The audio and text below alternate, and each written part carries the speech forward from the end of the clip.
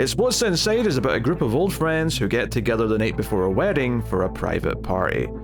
An estranged member of the group arrives with a mysterious suitcase, and things get weird. Don't watch the trailer, you're better get into this one cold.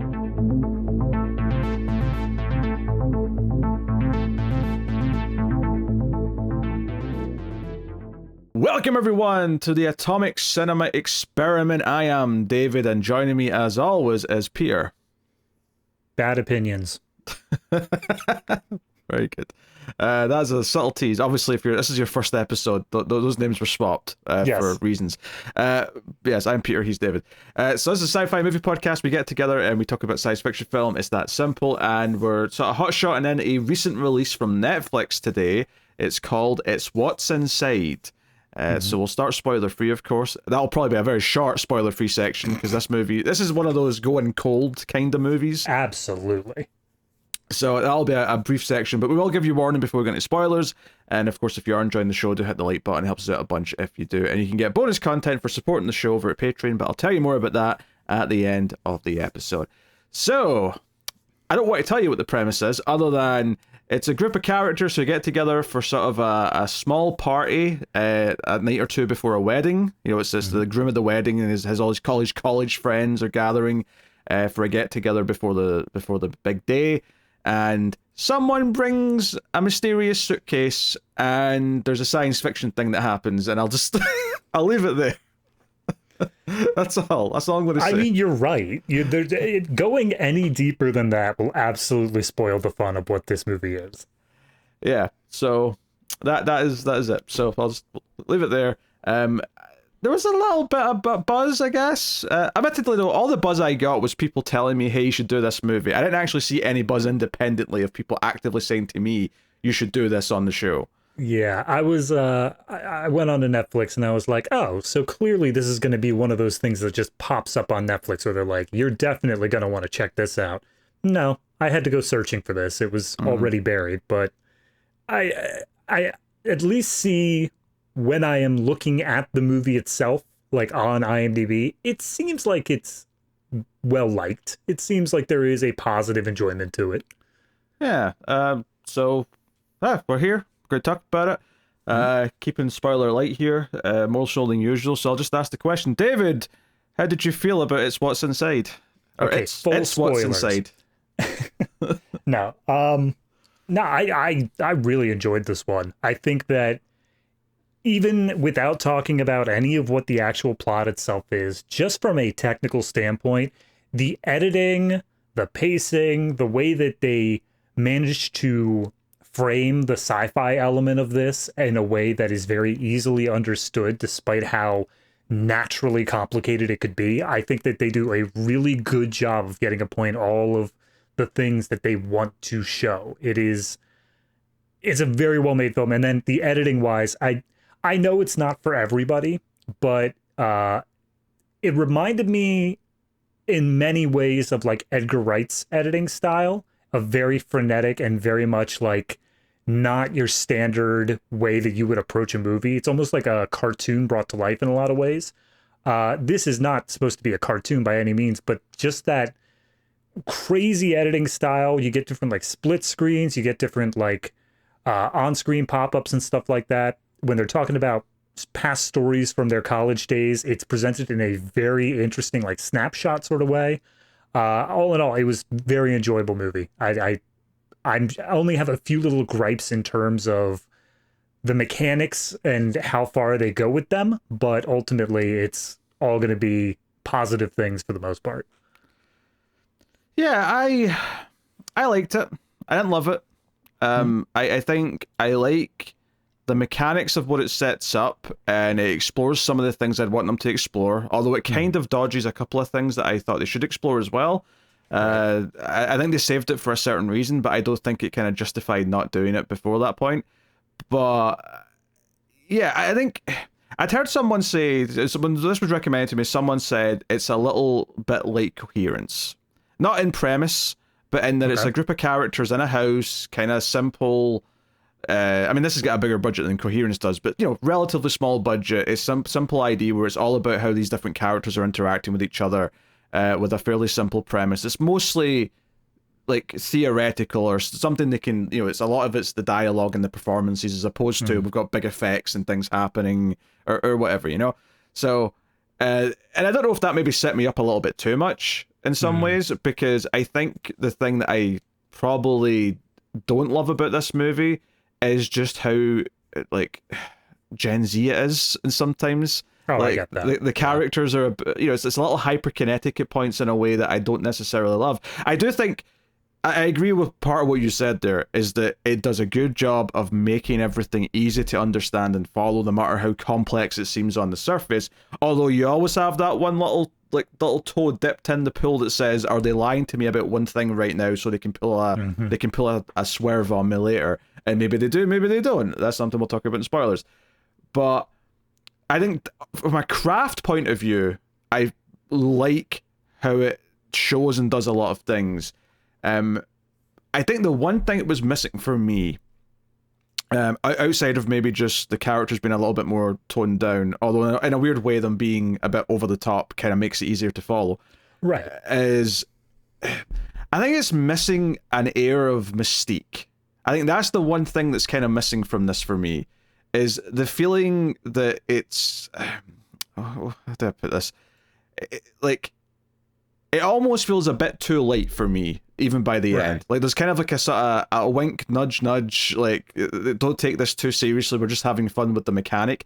And I almost wish it was just taking itself a little bit more seriously, and there was a little bit more of a bite to what's going on kind of thing. It's the one thing that I feel is pulling it down a bit for me, compared to what I think it could be. Yeah. No, I see exactly what you're saying, and I don't want to, again, for those of you who don't know, I do a homework movie for each of these episodes. What did you do? Did you pick Coherence? I did not pick Coherence, but it is something that very much is a similar thing to this movie. And I get what you're saying, in that this is a topic that can bring itself into many very deep, like, philosophical things. Yes, and this movie does try to, like, pretend it's doing that a little bit, but then immediately comes back and says, like, no, that's not what we're doing. It touches them a little bit, but I wanted to get more philosophical, and I wanted it to get darker. I wanted it to feel dark. The funny thing is that, like, by the end of the movie, the sort of the character who, well, I'll just say, gets some form of comeuppance, I do think they deserve comeuppance, because for a lot of reasons. I do think the comeuppance they get, though, might be a little turned up versus what they're actually owed. But that's something to debate, maybe, when we actually get into it. Yeah.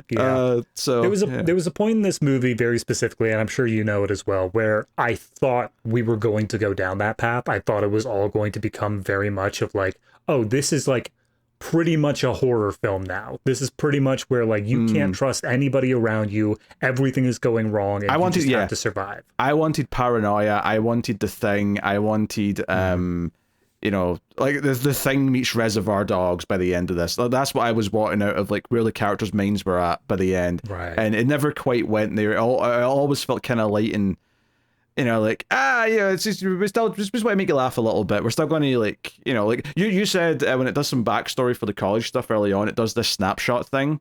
And I'm of two minds about that, because on the one hand I get it, and the other hand I do think it's like a quick way of rapid firing like 50 minutes of exposition in 90 seconds. Yeah. But it did that kind of again at the end, when it was explaining something, and I kind of felt like, you know what, no.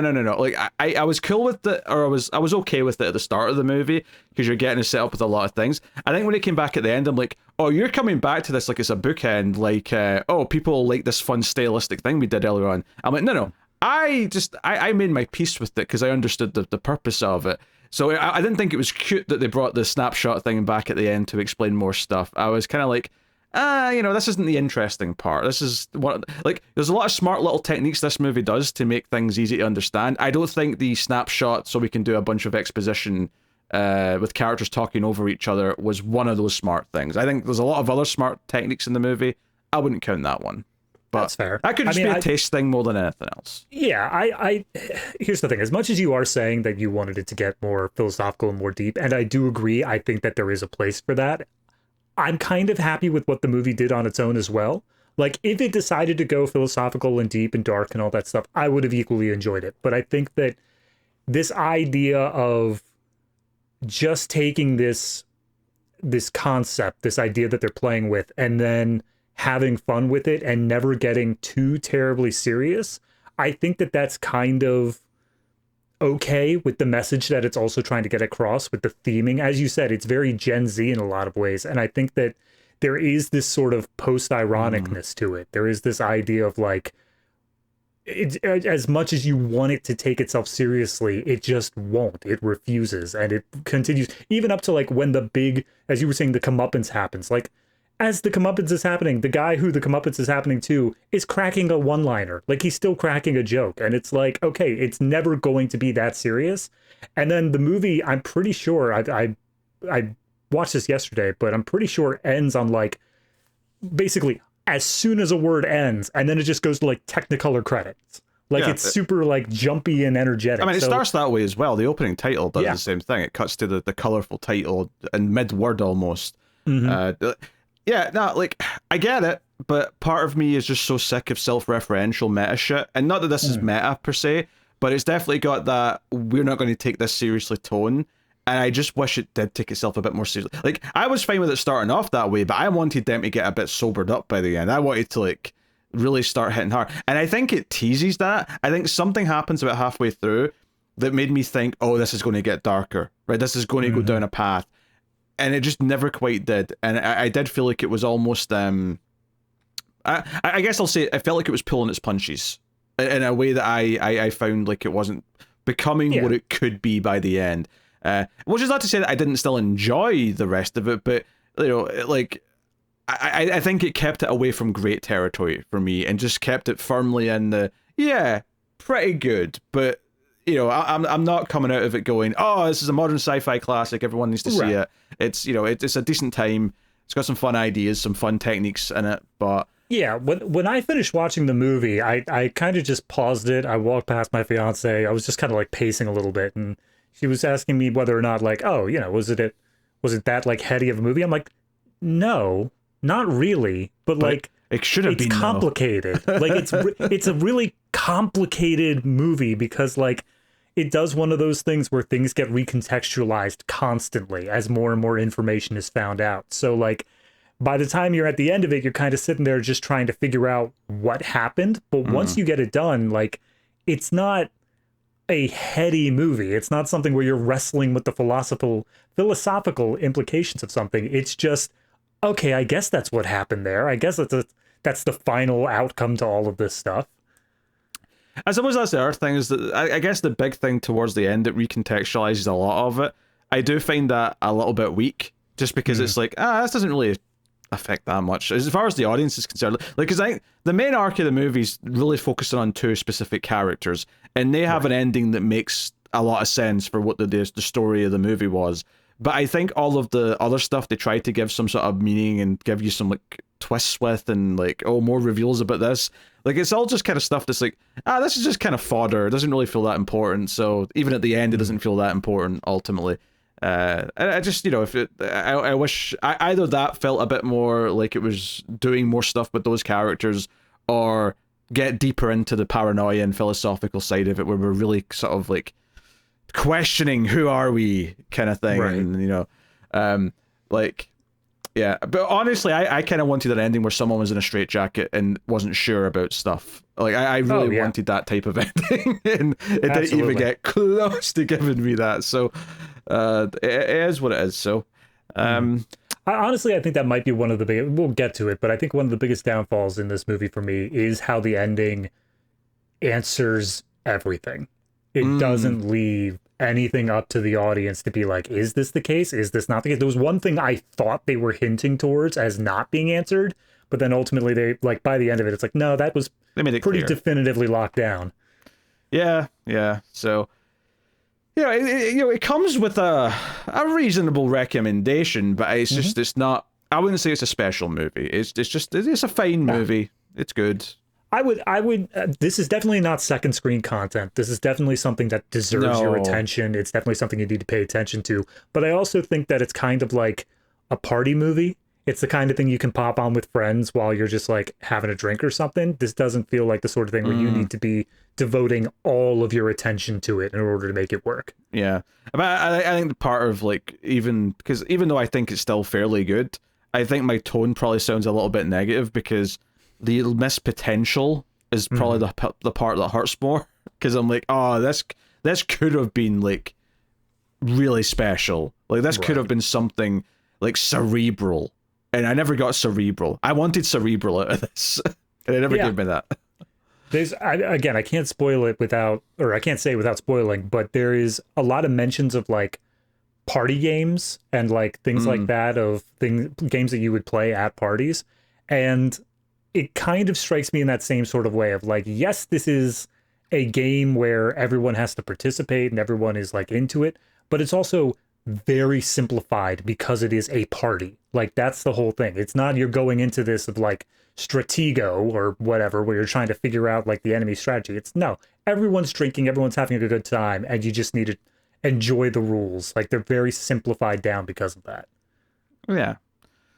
All right, I think we have to go to spoilers for the most, unless there's like any cast you want to mention or anything like that. I mean, I didn't recognize many people. I did recognize, so there's one girl named Nikki who's played by Alycia Debnam-Carey, and I'm like, where do I know her from? I did see a couple of episodes of Fear the Walking Dead, which she's in, but I suspect what I'm actually remembering her from is a crappy horror movie called Friend Request, which, I see that. funny enough, her character in this is an influencer and is constantly mentioning Instagram and shit like that, so almost a trend that she's associated with social media in movies, so that's the thing.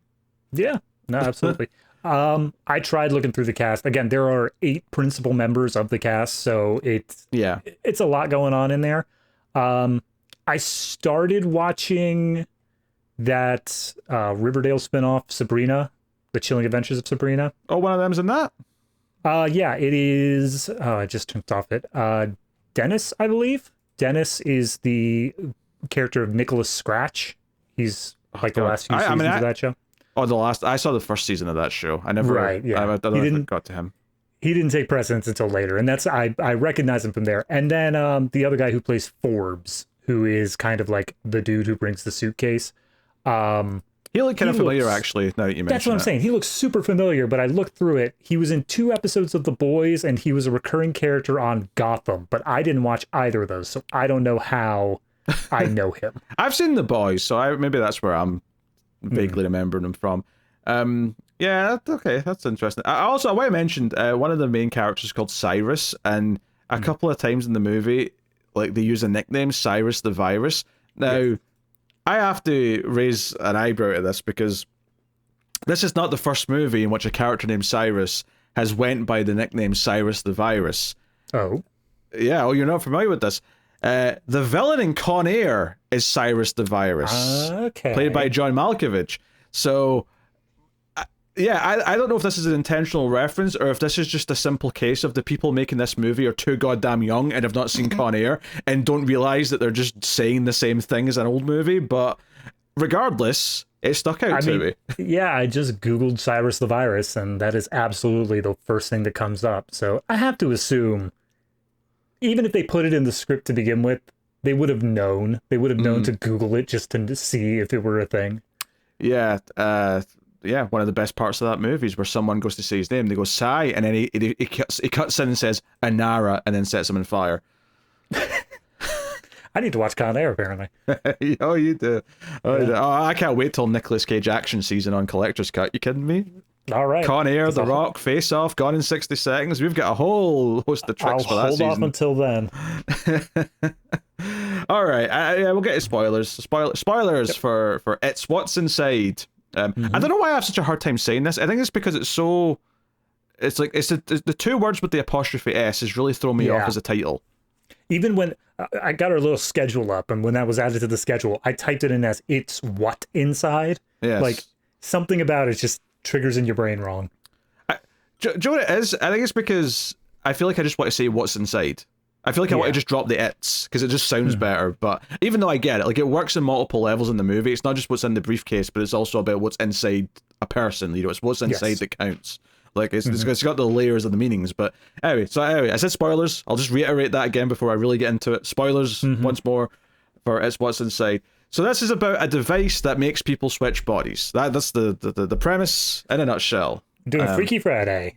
Yes, but with more people, and obviously very quickly. Well, because to give the movie credit, the opening scene establishes this idea that Cyrus, the virus, wants his girlfriend Shelby to put on a blonde wig, and it makes it very clear in this opening. We don't actually know that he knows this girl yet, but it makes it very clear in the opening that he is masturbating on his laptop to photos of Nikki, one of their friends, who is blonde. He clearly is attracted to her, and he's not told Shelby that, but he's convinced her to wear a blonde wig, which she tries to do.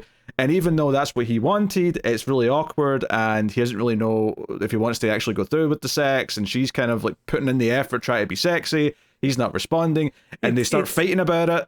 That's the whole opening scene. It's such like I don't want to say realistic scene, but like the dialogue is very, it almost sounds improv in a lot of ways. I know it's scripted, like it absolutely is, but the way that they're performing it, it's a lot of talking over each other. It's a lot of... To be fair, I think he sounds improv all the time, and they did this intentionally so we'll recognize it's him when he's in someone else's body, but he's constantly saying, like, whatever, and like that, whatever, like, whatever. Like, he's constantly doing that to the point where that's what it sounds like when someone's improvising, because they're trying to think of what to say, so they're throwing in filler words left and right to keep it going. But anyway, the point I was getting at, though, is that the entire opening scene is this idea of him wanting her to be someone else, and her pretending to be, and then the rest of the movie's actual plot makes it literal, because then not only is he going to have a chance with someone who looks like Nikki at one point, there's going to be an extended period of the movie where Shelby's in Nikki's body, and it's like, oh, this is now actually happening, and now he has to confront the idea of like, is this what he actually wants? Is this that? Is this whatever? You know, I think it does neatly set up that theme in a more kind of like, you know, normal, silly way to start with. Yeah, I think the theme even goes slightly larger than that, though, once we introduce other characters, because in that opening sequence, yes, he's looking at Nikki's Instagram and like is also masturbating at the same time. But as she is getting ready, we see that she also has Nikki's Instagram up on her phone. That's true, yeah. She also is, like, you could argue, is she just jealous in a broad sense of Nikki because she's so attractive and has all these followers and literally makes money posting selfies? Or deep down, does she know, or does she suspect that Cyrus is attracted to her, so she's trying to be more like her? Is that part of it? Yeah, I think it's a little of A, a little of B. I think that it's something where, because we see later on this, we get her on Instagram, she like agonizes over posting something, and then as it gets posted, she only gets like 2 likes or something like that, and so she feels dejected and deletes it. But the general larger theme that I think it gets to is this idea of everybody wants something else. Like, nobody is happy with the stuff that they have. They all want something else. And so this movie, obviously, you're allowed to inhabit somebody else's body, and you can essentially, from that point, assume their lives if you wanted to. You get to do the things that they would do. And it's something that's explored very quickly once Shelby does get into Nikki's body, is she goes on to her Instagram and just sends out a post. And she's just like, and now I see all of these hundreds of people piling in, and they all like my photo. And despite the fact she knows it's not her, she can make it her. Yeah, it's instantly like just comments saying, "Oh, I'm thirsty now. Oh, you're so hot. Oh, this, that," and she feels this adoration like instantly. Yeah. It's the grass is always greener, I suppose, is the to sum it up in a quick old adage. But yeah, I think like the way they set up the main 2 characters, I think, is pretty solid. I think some of the stuff where they start getting into so this guy Forbes was ejected from the group, but he's been invited to the wedding, and there was an incident in college where the other guy, Dennis, like, had sex with Forbes' little sister. Which, by the way, see when they first said you invited Forbes, I legitimately thought they meant the magazine. Yeah, that's fair. Because they're at a big rich mansion. We know that one of these characters is like a social media influencer with, you know, who makes a lot of money. One of the guys, I think it's Dennis, who comes from money. Apparently, he's just living off his parents' trust fund or whatever.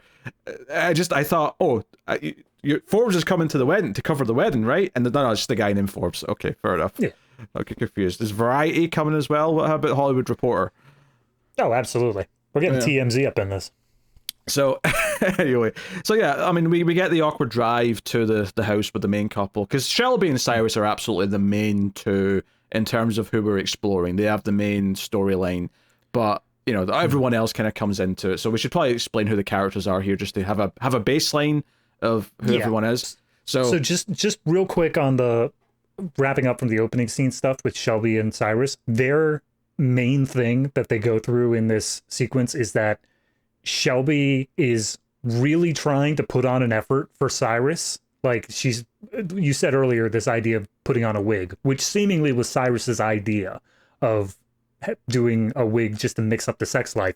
Meanwhile, he just seems to be completely unavailable sexually to her. And despite the fact that he's masturbating, like, she comes in, she clearly wants it, and he's just like, okay, I guess.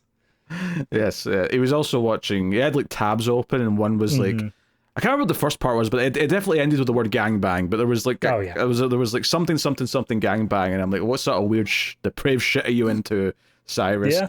Right. So we got Cyrus and Shelby, and we've pretty much summed up the important details of who they are. Dennis seems like he was kind of the wild guy. He's got a lot of tattoos. You know, that's basically him. He was the one who tried to have it off with Forbes' little sister. We have Maya, who's the curly-haired girl. What? Just the other thing is that Dennis, as you said, is inherently rich within his own life. Like, he's living off the trust fund as well. Yeah. Maya is the curly-haired girl who's into like Buddhist shit. She's always talking about meditation and stuff like that. A little bit thin, to be honest. There's not a lot to her character beyond that, I would say. Which, I mean, I've watched Suicide Squad. I know what this means. Well, nah, technically you're wrong. I know, but it's weird in that it's a technically. Nah, because her body dies early, but she doesn't. Yeah, true. Right, so worth mentioning. We have Nikki, the social media influencer, who obviously Cyrus has been attracted to. It turns out for years, because it's someone he actually knew personally. And she is, you know, she always talks about the charity stuff she's doing, social media, blah, blah, blah, blah. Yeah, that was also during that opening sequence, or it might be during the drive up. We see just flashes of all of Nikki's like Instagram photos and pages and people being thirsty towards her. And I love the detail that every single one of them had Cyrus the Virus like this. Oh, and it's like, so he is clearly just thirsting on all of her pictures. Yeah.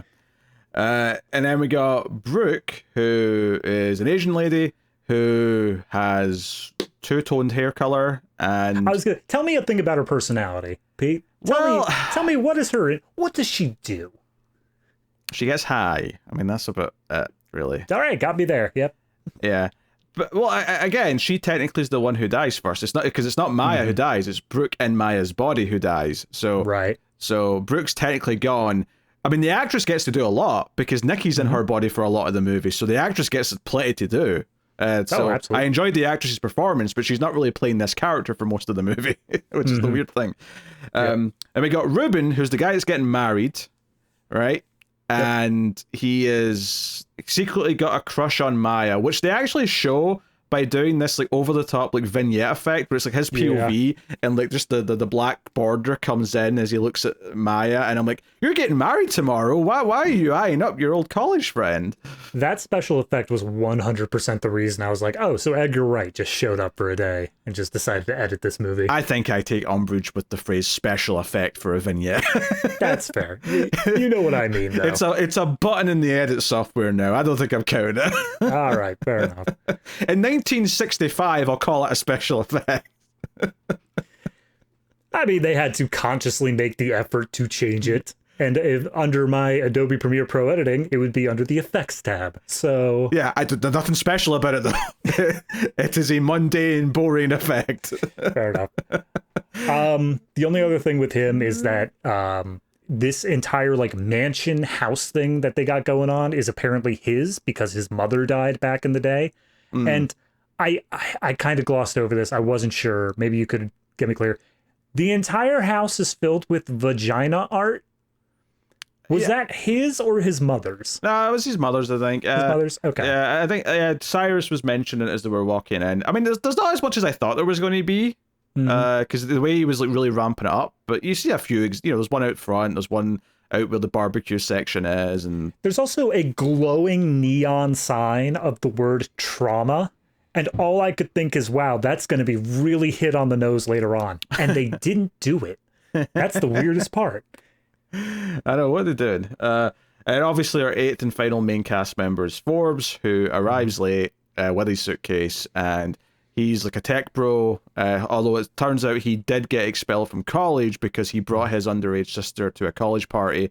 At least that's what we hear early on, anyway. Yeah, so the whole story, because they tell it all in the snapshot, is that Dennis was kind of hooking up with Beatrice, is the sister's name, but then also hooking up with Nikki. Something happened where... I think he was technically dating Nikki, and he was on the side hooking up with Beatrice. Yeah, something like that. It's told through people who were not actually there, so nobody was really clear on it, but then we get some fight happened. Dennis and Forbes end up fighting each other, and then for whatever reason Forbes is the one that gets expelled because he brought his sister to the party. So yeah So that's your setup. There's a little bit of, I mean, credit again to the filmmaking here. When they all arrive at the house, there is a really awkward moment where when they're all sort of saying hello to each other, where the camera's doing like a 360 spin for like a while here. It's like several rotations. I don't know how many rotations it would be, but skateboarders would be jealous. Yes. But the important part is that as they're all saying hello awkwardly and hugging and whatever, and some people are like, it's more natural that they're happy to see each other than others. There's a moment where Nikki comes out, and the look on Cyrus's face as he's awkwardly waiting to say hello and hug her, it tells you everything. It's like, oh, this isn't just some model on Instagram that he's taken a liking to and he's jacking off to. This is someone he personally knows and is now excited to see in front of his girlfriend. And then the awkward part of this is that Nikki says, oh, you two got married, right? Congratulations. And they're like, no, that didn't happen. I've not proposed. Well, yeah, that's the other thing, is that apparently this relationship has been going on for 9 years and he hasn't proposed to her yet. So that's just extra tension on there. Yeah. I mean, especially since we find out later on the relationship started after that fight, basically. It was kind of like that around that time, meaning it was towards the end of college. Because if it was like, oh, they've been together for since high school, and it's been 9 years, I'm like, okay, they're only 24, 25, whatever. Right. Like, that's not that weird given the ages. But yeah, you're like 31 and you've been together for 9 years, and the subject of the marriage has not even come up. Oh, I'm sure it's come up, but he has shut that down. I'm just not ready to make that kind of choice. In fact, By the way, have you seen my MacBook charger? One of the biggest character beats for him early on is when he goes off to the side. Once Forbes arrives, he takes Forbes off to the side, and they're doing that awkward catch-up thing where he's like, oh, Forbes, like, are things good with you? And Forbes is like, yeah, they're good. Yeah, they're great. And I'm like, okay, I don't believe a word of that, right? But then Cyrus replies with, yeah, I mean, things are good, but then he like pivots into everything that's wrong in their relationship. It's like, yeah, well, she keeps asking me things, and like, I'm just like, I'm not ready to make that kind of commitment, and she gets on about other things, and like, he's clearly about to start ranting about every little thing he hates about his girlfriend, but he catches himself and kind of pivots back out of it, and then sort of comes back around at the end to just saying, but yeah, things are great. I'm like, I don't think they're great, Cyrus. I don't believe you. I love Forbes' face this whole time, because he basically just still frames it, where he's just like, yeah. And then as soon as he's done, he's like, well, that's great, Cyrus. Glad to hear it. So let me make it clear. Cyrus very effectively, over the opening scene, the initial meetup, and in this conversation with Forbes, he is very successful in making the audience dislike him, right? He is a non-committal asshole. I would compare it as a sort of more lighthearted version of how much he... it's a kind of a complex comparison, actually, but if you've seen Midsummer... I have not, but... Continue. You've not seen Midsummer, okay. So, Midsummer, big part of Midsummer is that Florence Pugh's in a relationship with this guy who clearly is tuned out of the relationship, but he's too scared to actually break up. So, you're seeing him be emotionally unavailable, and it feels kind of awkward, and it's a lot more hard-hitting in that movie, because it's meant to be a lot more hard-hitting. This is a bit more lighthearted than that. That said, though, the boyfriend in that, well, he's a coward for not breaking up with her, and it is putting her through a lot more potential, heartbreak in the long run. that Cyrus is actually more of an unlikable douche up front because he's far more kind of like on his sleeve about it in the way that he whines and sort of like dodges questions and tries to talk his way out of things. Very unlikable. There's during that opening sequence bit, there's a bit where she's not getting any feedback as she tries to initiate sex. He's just staring her down, and she's like, "All right, well, if you don't want to do this," he's like, "Whoa, hey, I didn't say that. I'm totally good to do this. You're the one who's saying not to do it now, but okay, if you say so, so be it." It's like, dude, just grow a backbone. Come on.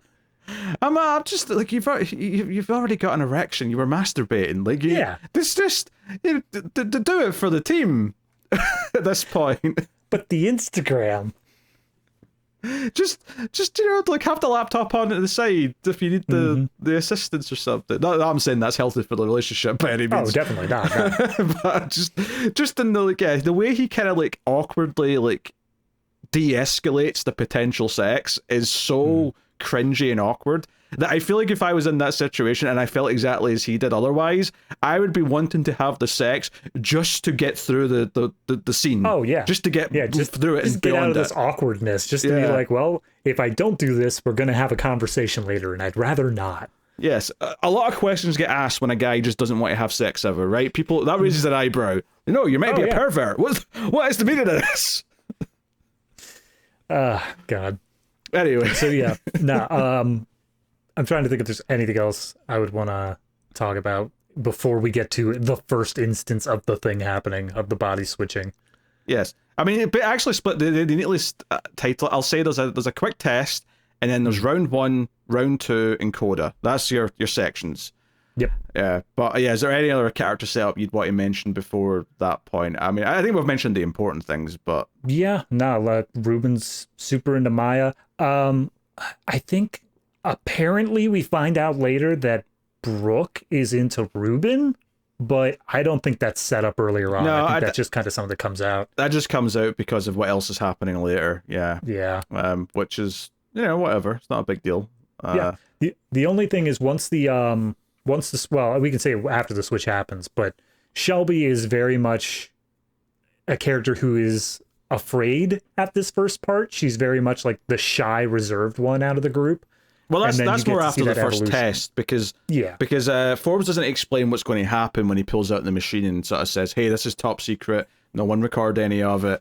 But he just does a quick test, and it's literally just for maybe 30 seconds, if that, where he just like has them all hook up these little sensors to their temples, and he flips some switches, and it does the Brady Bunch style screen where it's all their faces. And the way it gets across what's happening to everyone, because they all start freaking out, of course, when they all switch bodies, but the way it makes it clear to the audience exactly what's happened without having to explain anything is that all of a sudden, Forbes isn't the one who's saying, "This is what's happening, everyone stay calm." That switches to Cyrus, and you get the idea, Forbes is in Cyrus's body, because he's now the one who knows things, that's telling everyone to be calm. He's counting down to when it's going to end, whereas everyone else is looking at their hands and freaking out and having a fit and whatever. And then obviously everyone snaps back, and they're like, "What the hell was that?" And then he kind of explains it a bit more, and it gets to the idea that, me and my team who designed this, we actually play, we used to play Werewolf, and we'd play other like your party games and things like that. We play a game with this, and like, what sort of games? Like, well, we all switch bodies at random, and then we have to figure out who's in whose body. That's the game, and it's like, that's this. Okay, that's what the movie's going to be. And of course, when that happens, people are going to start to do things that they would never do if they weren't in someone else's body. They're going to try and trick people. They're going to do whatever, and like that it is an exciting premise, because as soon as you get to that point where, we're going to do this, and then we're going to see what these people get up to when they think they can get away with something, and what does that say about them? What does it say about human beings in general? Ripe for exploration. Ripe. Yeah, I mean, it is literally the concept of like Freaky Friday in a way, except with the promise of, and that there is always an escape route. That there's... You're such a young person. You keep saying Freaky Friday like that's the go-to example for this. It is the most well-known body switching movie, period, I would say. If you're under the age, you're over 25, but like, you're just being weird that that's your one.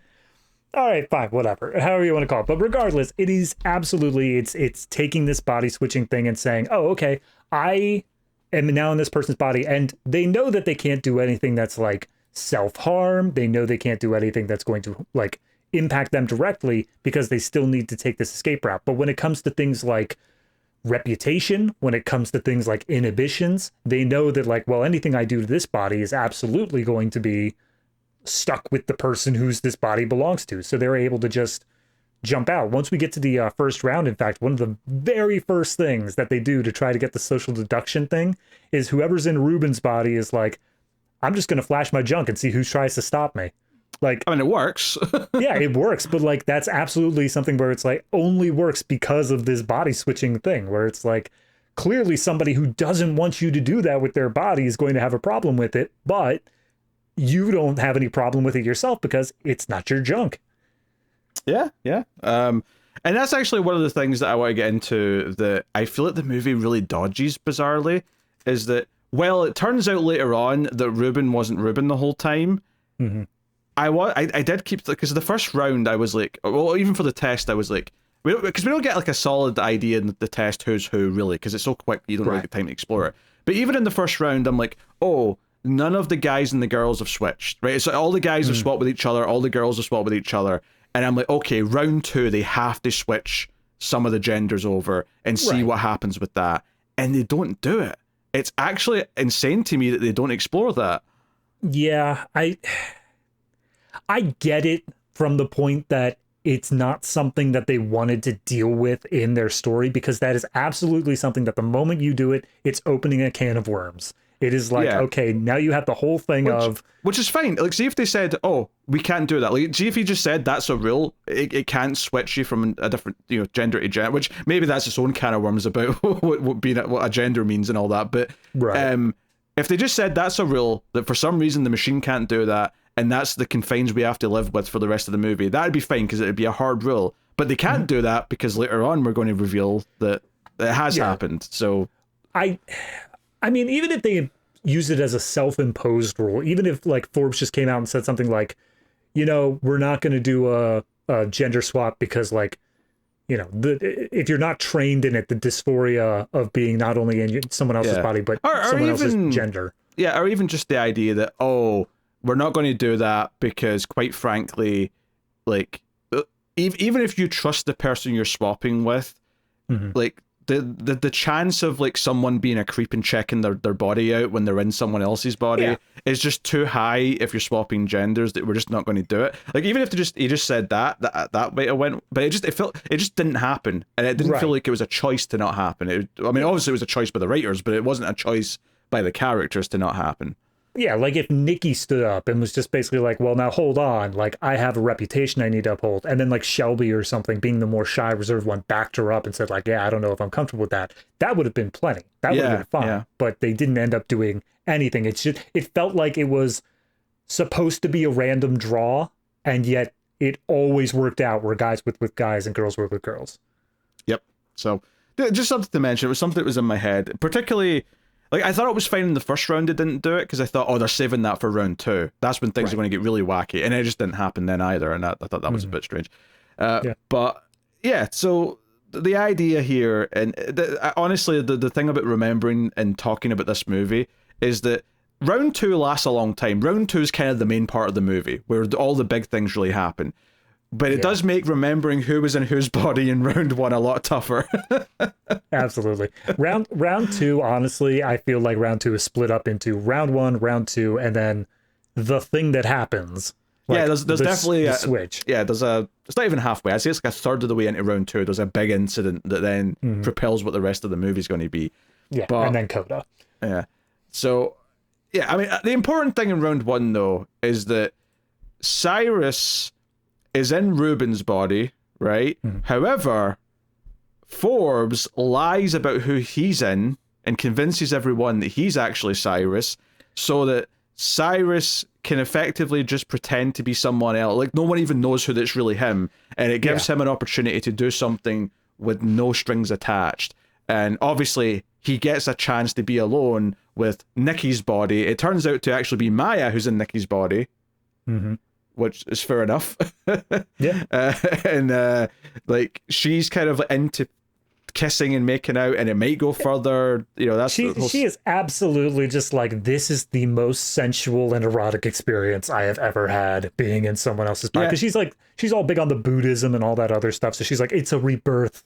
I need to christen this body. Yeah, it doesn't feel like she's specifically attracted to Ruben's body necessarily. It's more just the experience in general is turning her on.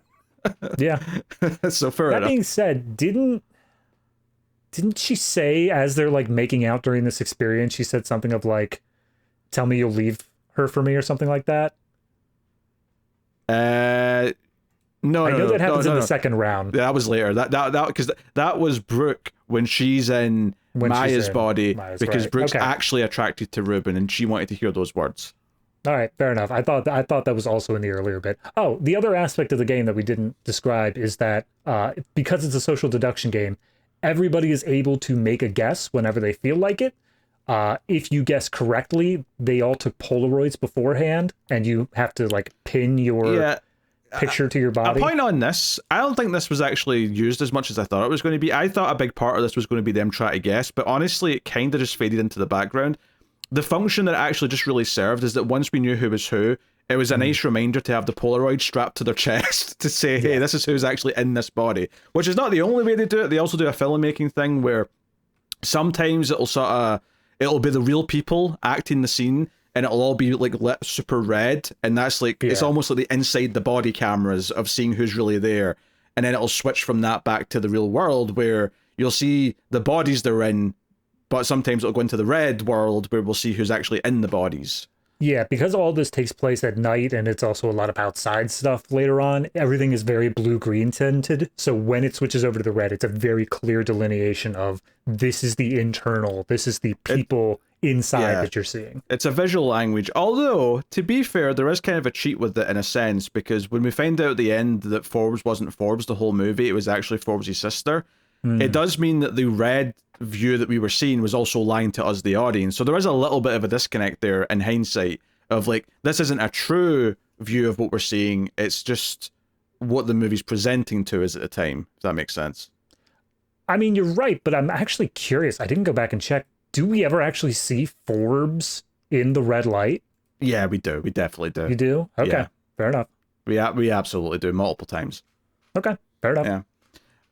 So, you know, and is that a problem? I don't know if it is, but it is something where if I stop and think about it, I'm like, it would have been nice if they never showed Forbes in the red light, and it would be a thing where, oh, they actually avoided that the whole time, so it was plausible that they weren't lying to us ever. But I think they were actively lying to us for the sake of the twist, which, you know, if I can just jump in and say this now, I don't think the twist that it was actually his sister the whole time meant a damn thing. Who cares? Like, I don't give a shit. I really don't care about that twist at all. I agree. I think my biggest problem that I had with it is that, like I said, once I was done with the movie, I sat with it for a while and I was like trying to reprocess, recontextualize. I'm like, oh, wait, it was the sister the whole time. And I started thinking through, like, who did she talk to? What did she do? And I started working through it, and really nothing changed. No. Like, every interaction, because the sister had just as much reason to be upset with like Dennis and such because of what happened at the party, Forbes also had just as much reason to be upset.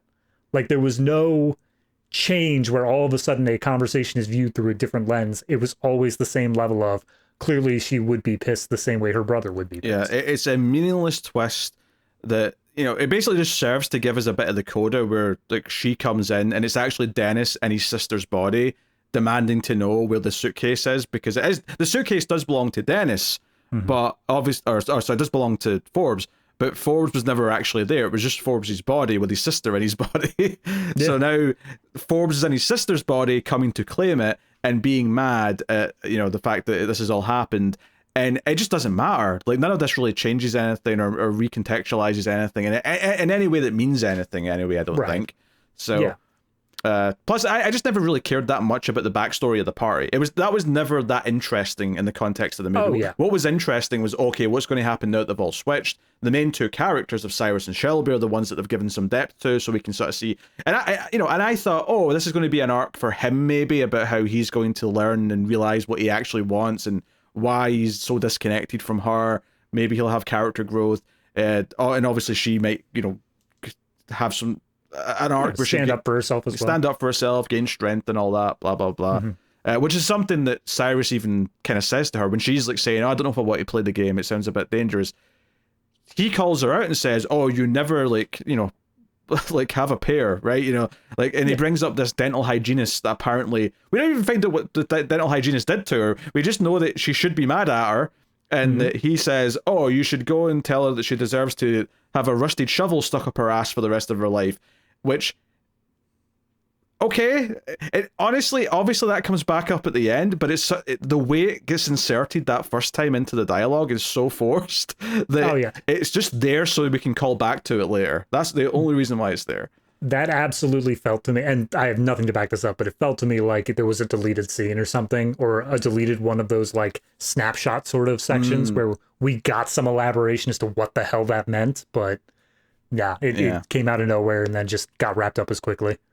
Yeah, I do think, if the arc of this movie, and it's clearly supposed to be because the final line is her saying that to him and sort of like sticking up for herself and saying, no, that's the last lie you'll ever tell me. Like, that's a fine arc, but I do feel like this idea about her not standing up for herself being how we sort of like look at it, rather than being specifically about confronting him about the relationship, because it felt more about their relationship than it did about her generally having a problem sticking up for herself. But the movie kind of pivots to that a little bit.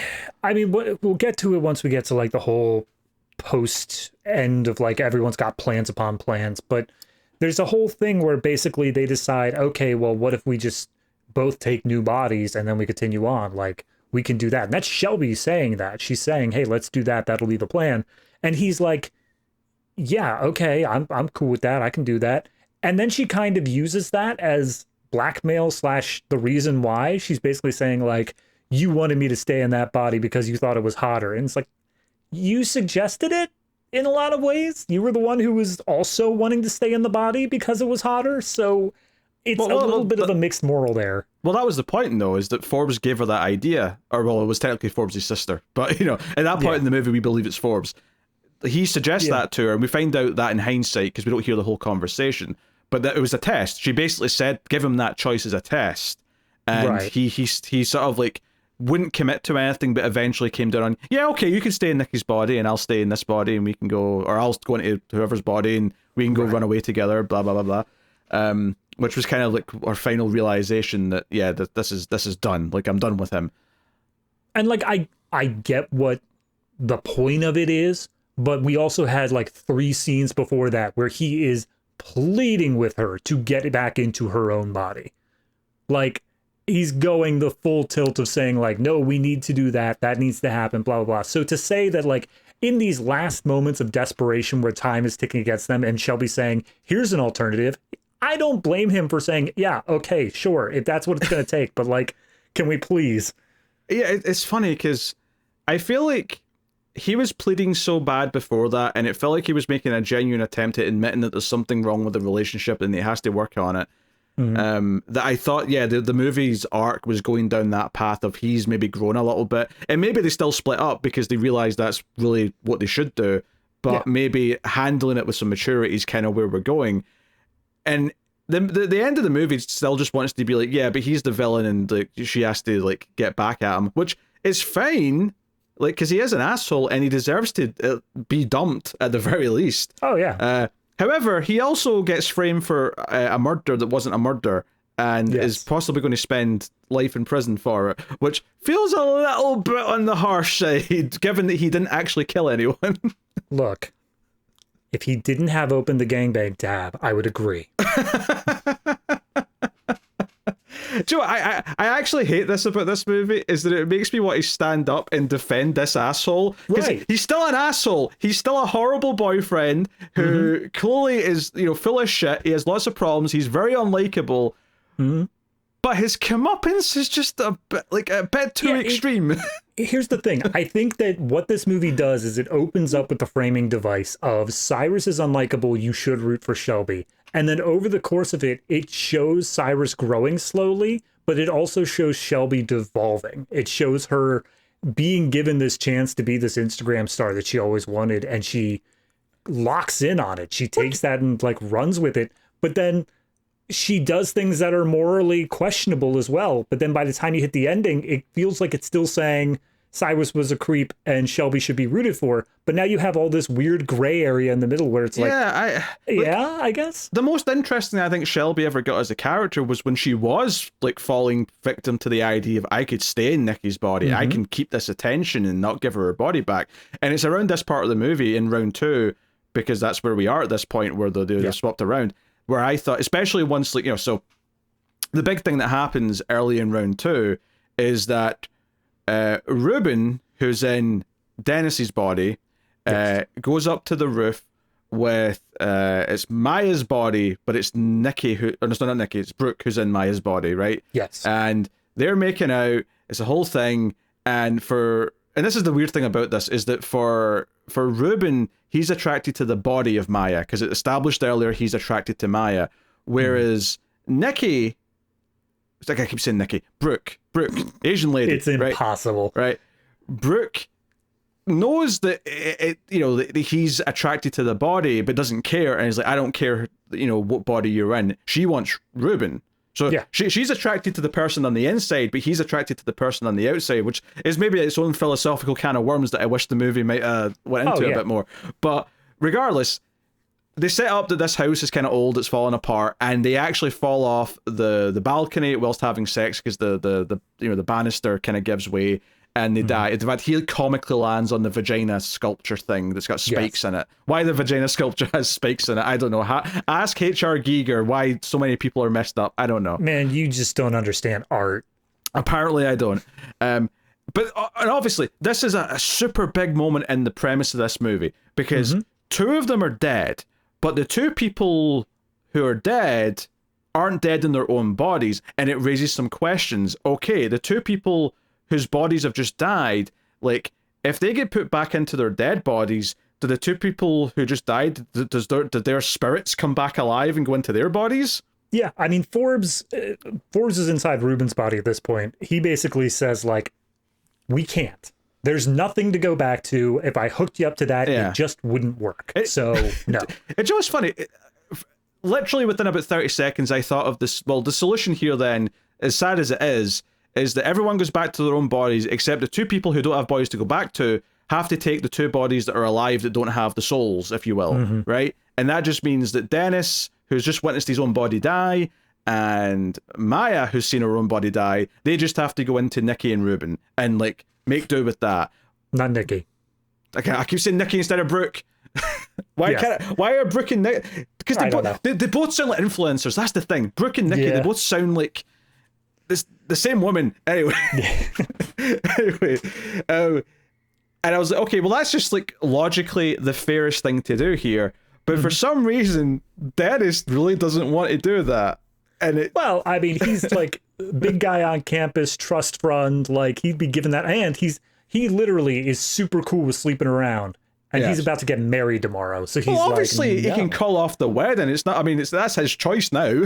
Oh yeah, true. He also just doesn't want to give up his life. Actually, on that subject, so for the wedding, they've done like the shipping name thing, where it's the husband and wife's names together. Yeah. So it's Ruben and Sophia. Rufia. Hashtag Rufia. It sounds like Roofie. Who thought this was a good idea? Look, some things work when you're reading the hashtag off of it, but just don't say it out loud. It's just baffling. So anyway, you've got this interesting idea up where two of them are now distraught because they've seen themselves die. Now there's been death, right? And there was a complete accident. But this is where I thought, oh, this is going to result in someone actually intentionally murdering someone because they don't want to go back to a body, or they want a new body, or whatever. And it never quite escalated to that level of tension, which is, I think, why I was a little sad about the last act not quite hitting where I wanted it to go. Like, I did love the stuff with Shelby and Nikki's body, liking the attention, liking how attractive she is. And even before the deaths happen, she tries to have sex with Cyrus in Forbes' body. Yeah, that's the thing I wanted to hit up on, because in between the rounds, even before the first round ends, so Cyrus, who just tried to hook up, he got denied. That didn't end up happening. He then goes and finds Shelby in, God, this is going to kill me, Brooke's body. Right. I believe that's right. And because Brooke was high at the time of the switch, Shelby switches in and she's like, oh my God, I feel great. And so she starts having fun with someone else in someone else's body, doesn't matter who. But because Cyrus was just about to cheat and got shut down, he comes back and sees her super like loose and like having fun, and he immediately starts getting jealous. He immediately is just like, hey, let's switch back. Let's end the fun now. Let's stop doing that. And they all say no, whatever, but in the end they do end up switching back. But then in between the rounds, Cyrus is basically trying to duck out of it and trying to convince Shelby to duck out of it as well. Just like, look, I'm not comfortable with this anymore. This isn't a good time. Let's not. And meanwhile, Shelby's all for it. She's like, that was great. I had a fun time. Let's continue doing that. And so the I guess you'd call it the compromise to it is Cyrus says, okay, but when we switch, let's have a tell. Let's be able to know where we are in respect to each other, and we can still go out and like have fun, but at least we'll know that about each other. And they decide it's like an eyebrow itch. And so as soon as the switch happens, Cyrus he sort of looks at everyone in turn and keeps doing that to his eyebrow, and every other person doesn't do it, and he's like, what the hell? Where are you? He's like, where are you, Shelby? But even then, he makes the assumption that like all the girls are still in the girls' bodies. He doesn't look at any of the guys and tries to do it. But yeah, so then later on, we see, because of an earlier thing that was set up about her being afraid of spiders, we hear Nikki yelling about a spider. He realizes that must be Shelby, so he tries to separate her from the group. He does end up getting her alone, and it's just like, scratching eyebrow, what the hell are you doing? She's like, what are you talking? I'm Nikki, or whoever. Yeah. I mean, she admits it pretty quickly once he sort of points out why he thinks it's her. But then she's like, hey, let's have some fun. Like, you know, like it'll be like him wearing a wig. So it kind of like, if I could almost argue that's spelling it out to the audience too much, but the opening with the wig was kind of like foreshadowing. But, you know, whatever. She's like, it'll just be like I'm wearing a wig. Let's have some fun. Like, it's okay. I know you're attracted to me like this. And they start kissing, but he's the one that ultimately pulls away, and you know it's super interesting as to why though, because she's like, go ahead, call me Nikki, do it, and he's into it. He's Nikki, and then she's like, oh yeah, Forbes, and he's like, hold the goddamn phone. Do you want to sleep with Forbes? What the hell is this? And she's like, no, we're just having fun. Please, can we just keep doing that? And he's like, no, we're switching back. I'm done. And absolutely, there's a hypocrisy here, which again is why he's unlikable, which is why he does need to grow up. He does need to realize what his faults are. But after this happens, and then it's obviously the death happens where they fall off the roof soon after this, and they have their big spat out by the pool, and they're arguing everything. And this is when Dennis, who's in Cyrus's body for this whole section of the movie, he starts fighting with Cyrus, who's still in Forbes' body. And Cyrus is saying, like, everyone switch back to their own bodies, except for you, Dennis, you're out of luck. Yeah, or at least you go back to Ruben, and that's just the way it is, because he's the one he's the guy that's left to be taken over, so you can go with him and spend your life there. And so they have this fight. It brings up a lot of stuff from their past and about how, oh, you asked Nikki out, she turned you down, and that's why you went to Shelby. She was the consolation prize. And all of this stuff comes bubbling out. But the big thing here, which really propels, again, where I thought it was going to get a lot darker, is that Dennis in Cyrus's body phones the police and quickly says who he is. He's like, hey, I'm Cyrus so-and-so, and I killed these two people. So all of a sudden, because one of them does point out before that phone call that technically, while, there's this whole weird body swapping thing going on, the actual death was just an accident where two people fell off a roof. No one did anything wrong to cause a death, right? No one's actually at fault for that, really, right? Maybe in like a weird domino effect kind of way, but the actual death is no one's wrongdoing. Like, they would clearly get out of it, but then Forbes shuts it down and says, we're not calling the cops because I've got that high-tech piece of machinery and it is not supposed to be here. Well, yeah, but you just hide that and it doesn't matter, because like, there's absolutely no reason why the police would ever say there's something missing about this case. Was there any technology involved that was making body switching happening? I'm a detective, you know. That's when the time cops show up. Clearly something's gone wrong here. So, like there's an easy out here, and and Dennis has kind of been like slightly antagonistic to some people, you know, even from the get-go. It's not surprising that he's the one that starts causing trouble, especially after he sees his own body die, so he's freaking out, his tensions are high, whatever. Yes. Like, it makes sense. But I'm like, okay, this is where I'm going to start to get paranoid, and like Shelby's starting to say she wants to stay in Nikki's body, and if I love probably one of my favorite thing about the whole movie is like Nikki, who's now in Brooke's body, so it's Reina Hardesty who's playing the role now of Nikki. Like her reaction when Shelby starts saying stuff like that in front of her is pretty good. Like that, like to me, like that tension that starts to bubble between those two is quite interesting. I did think. Yeah. It is a little bit strange, though, that I almost feel like you never get a reaction from Nikki, regardless of whose body she's in, at any point about how Cyrus is acting about her. Like, it feels like she never even acknowledges that Cyrus is, like, constantly, like, trying to get with her in some form or another with other bodies or other people in her body. Honestly, I thought that part made total sense to me just because you see how she's thirsted after by literally everyone. Sure. She probably views that as totally normal by now. Sure, I guess. I felt like eventually there should have been a reaction from her at some point. Oh yeah. Like I think because seeing the bit where Dennis is saying, "Oh, you asked her out, you wanted her so bad, but you couldn't get her, so you went to Shelby." I feel like there was definitely a moment during that scene where I felt like it was missing a cut to Nikki in Brooke's body, just to see her reaction to all this coming up. It felt weird not to at least glance at her during that scene to see, oh, how awkward she's feeling about this being talked about in this way. Yeah, I feel like the cut should have been over to Shelby first, looking sad, and then Shelby glances over at Nikki, and Nikki's like, it is what it is. Like, I didn't do anything wrong here.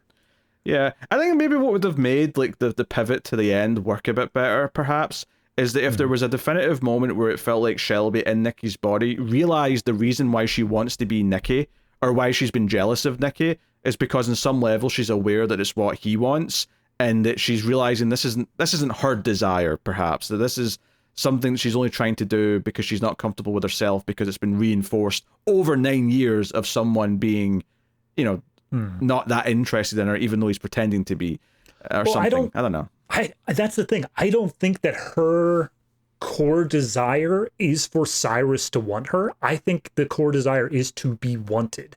And now that she's in Nikki's body and she has all of these people thirsting after her, she couldn't care less if Cyrus is the one who is actually into her or not. No, I'm not disagreeing with that. I'm saying that the reason why she has that complex is because she's been with someone for 9 years who's not made her feel wanted.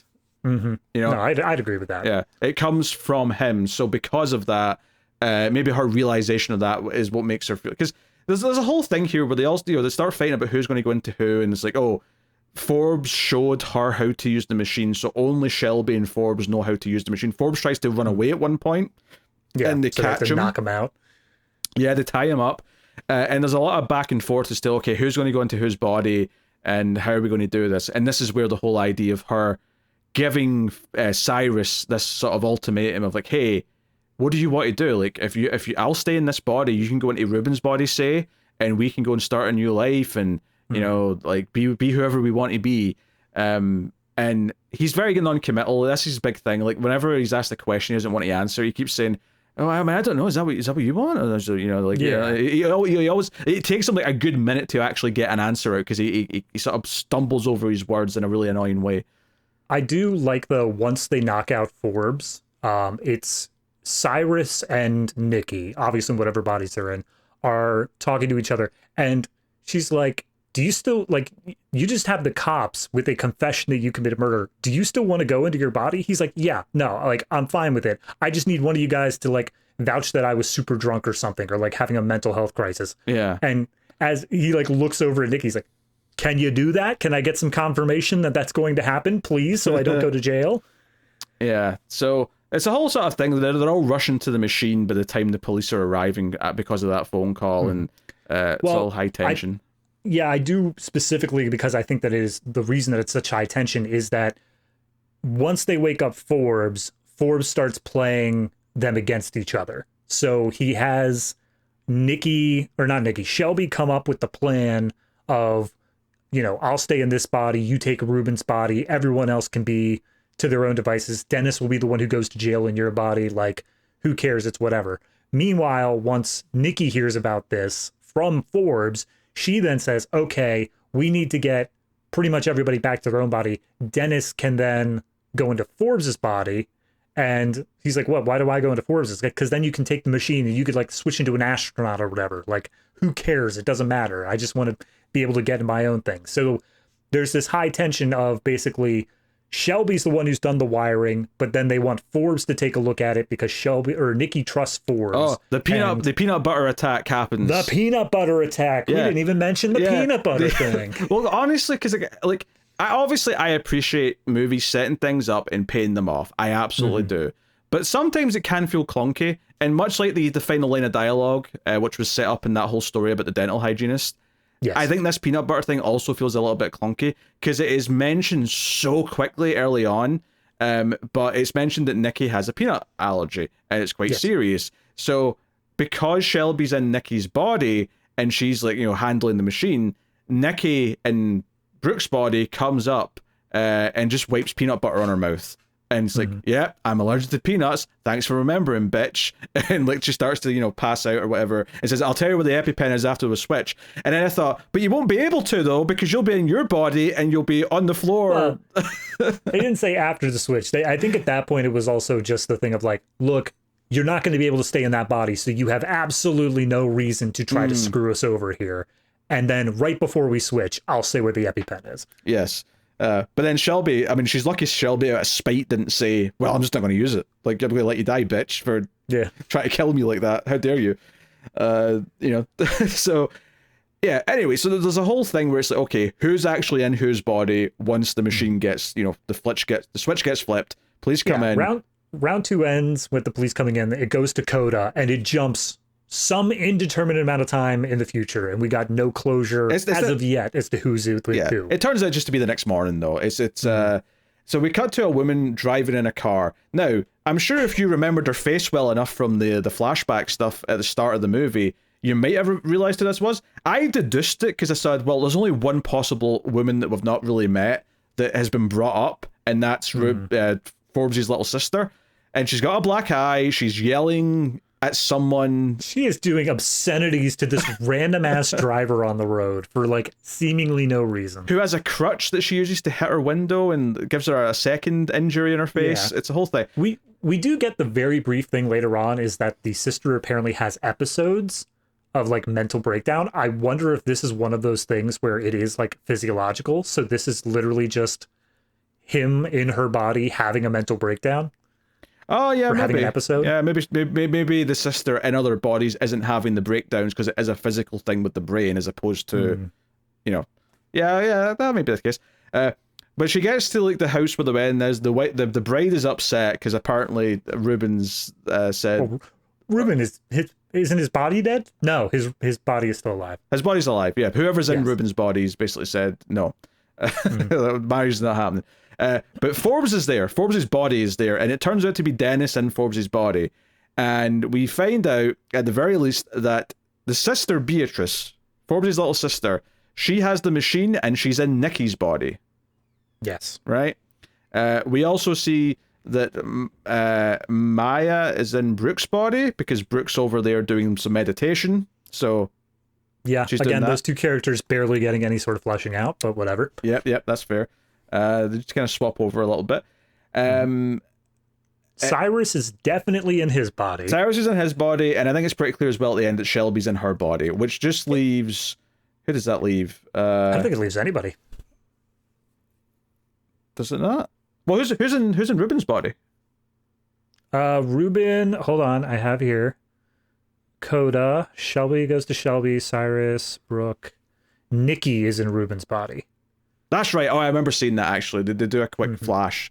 They finally did like a woman-man body swap, but we don't even get to see the fallout from it. They're just... But because then the rest of the movie is saying how there has always been a woman-man body swap going on this entire time. Yeah, it does, but we didn't get to explore any of it. We didn't get to see the outcome of it. So that's going on. Yeah, but the actual final scene of the movie, because honestly, all the stuff with the sister explaining, oh no, I'm actually Forbes, and he took the machine from me after we switched. I thought I might make her feel better or something, and she's yeah, it's supposed to be a thing of like they were supposed to be able to connect with each other using the machine and be able to see from each other's perspective. But the moment that Beatrice got into the brother's body, she just attacked him with a lamp, took the machine, and ran. And that's where the black eye came from as well. Yeah.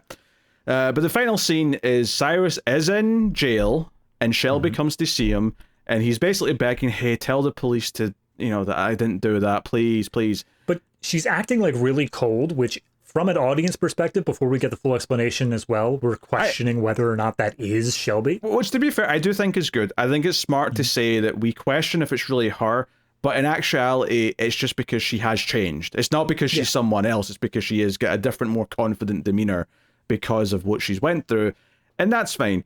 And of course it ends with her, throwing back the line of, oh, you deserve to have a shovel up your ass for the rest of your life, and that's when it cuts the credits.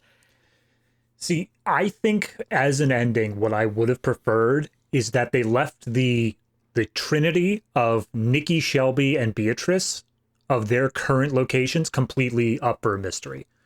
So that we don't know who that is talking to Cyrus. We don't know where Beatrice is, whether she managed to get away or whatnot. I think having that little trinity completely left up to a mystery would have made it better. Yeah, I mean, you couldn't end it with that line, because that line makes it clear that it's Shelby. Oh, yeah. Because that callback. But this is what I was getting at, though, earlier, is that I feel like, okay, he deserves to be dumped, absolutely. He maybe even deserves comeuppance for, like, how much of a shitty guy he's been. But no one actually murdered anyone. So the fact that he's going to prison feels a little bit on the harsh side.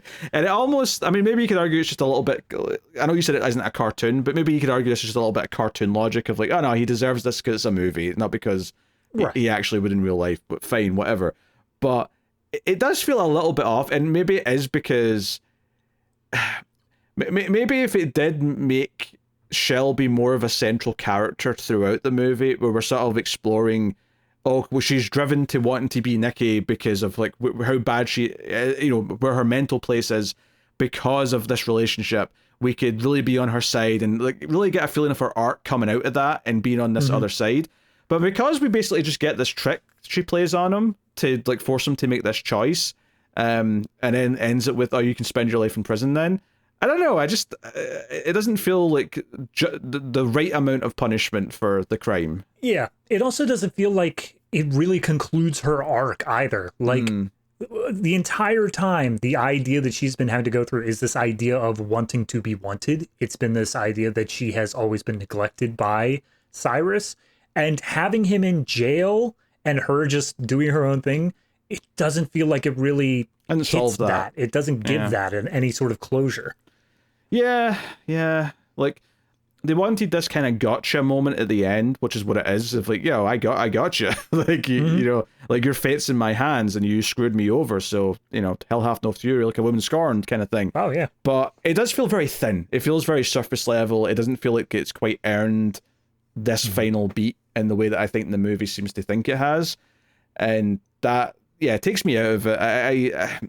I wish I cared more about the dramatic arc of the movie, but because I never really quite fall in love with the characters and they're always a little bit detached from me, and that's okay to an extent, because when I thought it was going to go darker and going to be more of this paranoid thriller about who's going to try and stop from swapping who, I thought there was going to be more times where I wasn't sure who was in a body or not, and it was going to like make me question, is it person A or person B in this body? Right.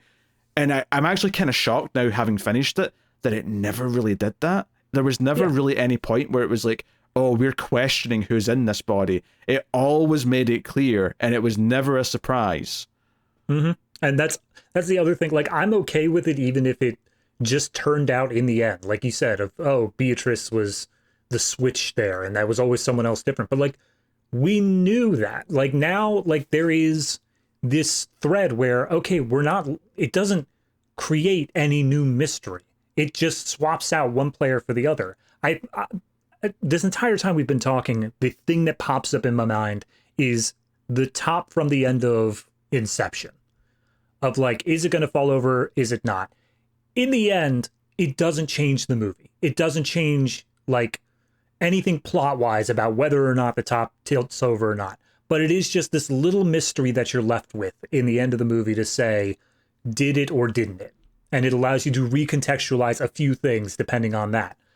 that's kind of what I wanted in this. It didn't need to be anything that changes the plot. It didn't need to be anything that like ultimately makes all of these recontextualizations earlier on in the movie. I just wanted to leave this movie with any sort of mystery left intact, any sort of questioning of, even at the end, where is Beatrice? Is that Shelby? Like anything at all. But ultimately, it decided to answer every single question completely and fully to the point where it didn't leave me with any like head scratchers. I don't even think that's limited to the ending, though. Like, is there any mystery throughout the entire movie? I think this premise is tailor-made to constantly have an element of mystery, and there's like almost no mystery at any point. Yeah, no, absolutely. I was fully expecting there to be a round 3. I think is so was I, because rule of threes, right? You do 1, 2, 3, always. Absolutely. So you get round 1, everyone just kind of gets used to the sensation. They maybe branch out a little bit. Round 2, they get more deeper into it. They do some stuff they might regret. Round 3 is where everything goes off the wall. Instead, they just have the extended round 2 that may as well be a round 3. But the problem is, like, the moment before everything goes wrong, they specifically have all the characters convene in a room, settle out every single person's identity, and then continue with the story. If they didn't have that moment and they left some of that mystery up, I think it would have worked much better. Yeah, I think alternatively, if you did do a third round, it'd be a longer movie and it'd maybe like go away from being all set in one house. But like, I would love the idea of them like, okay, get through round 2. It was kind of a nightmare by the end because of all the bad things that happened. But maybe there's like a problem, and the only solution to it is to have someone swap with someone else to go and do something in their body to like achieve something. And that's getting into more sort of typical movie, like there's a goal, someone has to achieve it, and this mechanical allows to achieve that. But I love the idea of them being forced into some more body swapping with a purpose. Like, okay, this obviously tore us apart, but we kind of need to do it one more time to save the day in some way. But yeah, there's also a small mechanic that they bring up just for the purpose of saying we can only swap one more time, and that is that it requires a 24-hour charge after the next use after round 2. So like round 2 happens, they say we can switch back, but then that's it. We're done for the night. Honestly, that feels like nothing more than just this is why it ends here, not because there's any like plot reason. There's no mechanical reason why that has to be a thing. Yeah, honestly, but I think they could have used the charging mechanic to their advantage. Say like, oh, we have to stay in these bodies for 3 hours in order for the charge to get it back into our own bodies. And then you can use that. You can make that something where, oh, it's only been 2 hours, but this one guy is going nuts or something like that. Or like the cops are going to be here just as the charge might be finishing up, but we're not sure. Or what if it just like, what if everyone swaps back automatically after the 3 hour time limit, and then 2 of them die halfway through, and they've got 90 minutes to try and convince the person who can control the machine to make it a permanent switch so they don't die. And like that could be like a countdown sort of mechanic. Like there's all these little things that, and I'm not saying you have to do all of these or even any of them. There could be other things too, but like I think when they introduced the concept of what the body swapping was, and like, okay, we're going to do this and we're going to use it to explore desires. And yeah, maybe you want to explore just like basic human things like attraction and who's attracted to who and who's going to turn on who when they think they can get away with it. If that's what you want to focus on rather than do the more thriller elements of it, then that's completely fine to focus on that. But I do think that once it gets into it, in hindsight, the only part that actually had an element of mystery is when we were first been introduced to the box and what it does. And then that little moment before the first proper round where it's like, oh, what are they going to get up to? But once they actually started doing it, and it was pretty clear who was in whose body, and, like, because, even in that first round, when Forbes decides to lie about who Cyrus actually is, and it's like, hey, you can do some stuff now, and no one will know it was you that did it. I thought that was opening a door of like, oh, the next round there's going to be multiple people lying, and it's going to be like this web of, like, again, confusing us as to who's who, and who's actually up to what. And it can reveal it in other ways. And it just never became a thing. It just never even attempted to do anything like that. It literally only existed because in round 2, it caused him to get caught out in a lie in front of Shelby. Yes. That's the only thing it came back for. And it's like, it's such a... there's so much potential with not only just the mechanic, but just like this idea of you can lie. You can just say no.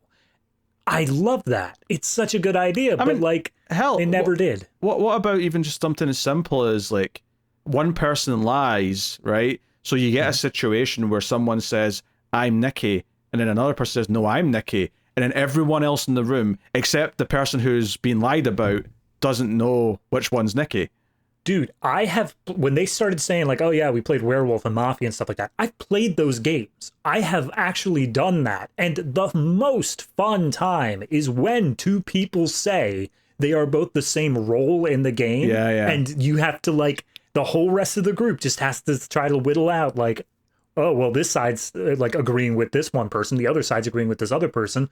One of them has to be not telling the truth. And I wanted to see that in a movie. And ultimately, it didn't get there. Yeah, I also think that, because so one of the things Beatrice does, who is pretending to be Forbes the whole movie, is that while she's Dennis, she like sort of siphons like a lot of his trust fund away, right? Which, fine, whatever. There's a little detail, it's not a big thing.